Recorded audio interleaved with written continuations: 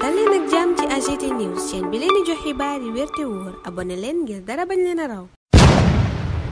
AGT News. Bismillah daleen ak jàmm ci AGT News. mbiram alalu réew mi ñu luubal yéenekaay yu bari moom lañu xëy yittewoo. L'Observateur a ngi ci coowal 29 milliards yi Prodac yéegee ñu révélation yu doy waar ci rapport IGF bi def. yéenekaay bi ne diggante Mame Mbaye Niang ak Ousmane Sonko la cay dëgg boobaleb rapport wane na ko. wane na itam rôle ministre ba woon ak parquet pôle judiciaire financier Mamina Dafek Ibrahima Cissé ñi ñu jàpp ca mooma lépp mbir. L'Observateur ne ñoom la ñu njëkk a jàpp waaye du ñu ñuy mujjee ñeneen ñu nar a jàpp boobaleb yéenekaay mooy ñaari dage yoo xam ni parquet financier mi ngi leen tëggat. journal bi ne ay enquête ñoo wone ne nañu yore alal jënu leen dénkoon leerut. alal ju bari yiñ fi doon tudd muy li soxal mbiram titre foncier 1451 R di 94 milliards Mamour Diallo yi Libération ñu yëgal waxtu woowa ne parquet financier yëkkati na ca dik ubbi lu cab enquête ngir escroquerie abus de confiance faux et usage de faux blanchiment de capitaux ci 94 milliards 783 millions 750 mille francs CFA yi yéenekaay bi na njabootug dem si yàlla mbëggur mbeng partie civile lañu ca moomaleb mbiram soxna si di Tabaski Ngom te ñu ne dafa jël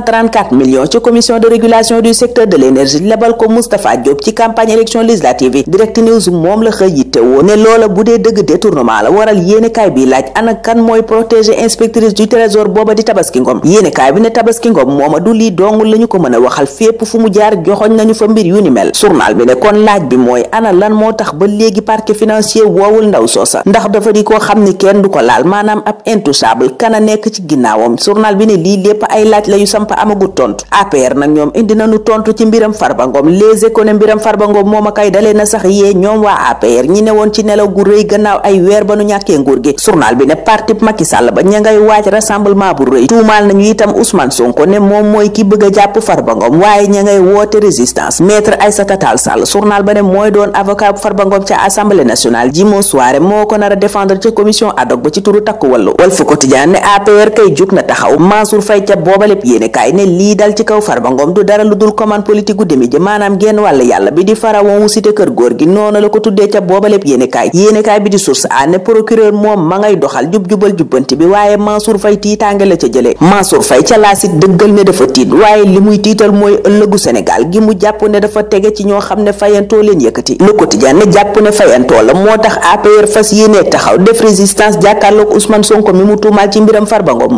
moom Farba Ngom mi lii Quotidien tuddee makista assumé dellu si waat ci jaar-jaaram. journal bi ne influence bu rëy la am ci APR 2009 ba tey lépp luy xeex bu APR xeex bokk na ca depuis 2012 yéenekaay bi ne lépp luy élection ca Matam gañe na ko waral nag mu am ndëgër laaj ca Fuuta. journal bi ne loola nag la ko may du leen lu dul na mu taxawoo askan wa te jege leen lool. Lat Diop mi mujjoon jege lool Amadou Ba gannaaw ba mu wàccee Macky Sall Les Échos ne moom la Amadou Ba ki ñoñam wàcc gannaaw ñeenti weer yu mu def ci kaso bi. journal ba ne Amadou Ba seeti jiwu ko benn yoon waaye nouvelle responsabilité yi du kenn ku teg tànk ca kaso ba. journal bi ne mennum Aliou Sall mooy jéem a am ci moom ay xibaar yenn saay Macky Sall mam bàyyi woon. journal ba ne moo ne ma ngay wéy di am njàqare ci ay mbiram ak di xool fu mu toll. doomi Macky Sall ji di Amadou Sall point actu ngi xëy di laaj ndax du daan na ci gëtu parquet judiciaire financier mi rëbb lopp fukki milliards ak ñett moom Amadou Sall doomi Macky yi yéenekaay bi fàttali ne tuumaaloon nañ ko fi ci atum 2018 ne dafa doon jaay ay V8 yoo xam ni kenn dédouané wu ko ci ay téeméeri millions ñu wax sax ci mbiram douane mi nu yéenekaay booba di xamal ne coppite am na ca ñu ko jiite. Mbaye Ndiaye ak Issa Niang yéenekaay ba ne jóge nañu ci seeni poste colonel Babacar Mbaye mooy njiital douane gu bees gi Ndiaga Soumaré mooy directeur des enquêtes douanières. Vox Populi ne moom kay gannaaw impôt chamboulement bu rëy moo am ca douane directeur bii di fi jóge nag yéenekaay bi ne ay résultats yu baax a baax la fi wàcc. Ousmane Kane ma ne woon directeur régional nord moom la ñu tabb tey muy directeur des opérations douanières. journal bi ne ay coppite yu bare bari it am na ci direction yi. Aïda Mbodj mi jiite DER moom ma ngay tontu ca boobaleb yéenekaay ñi koy tuumaal ne day farfarloo ci financement yooya mu ne financé nañu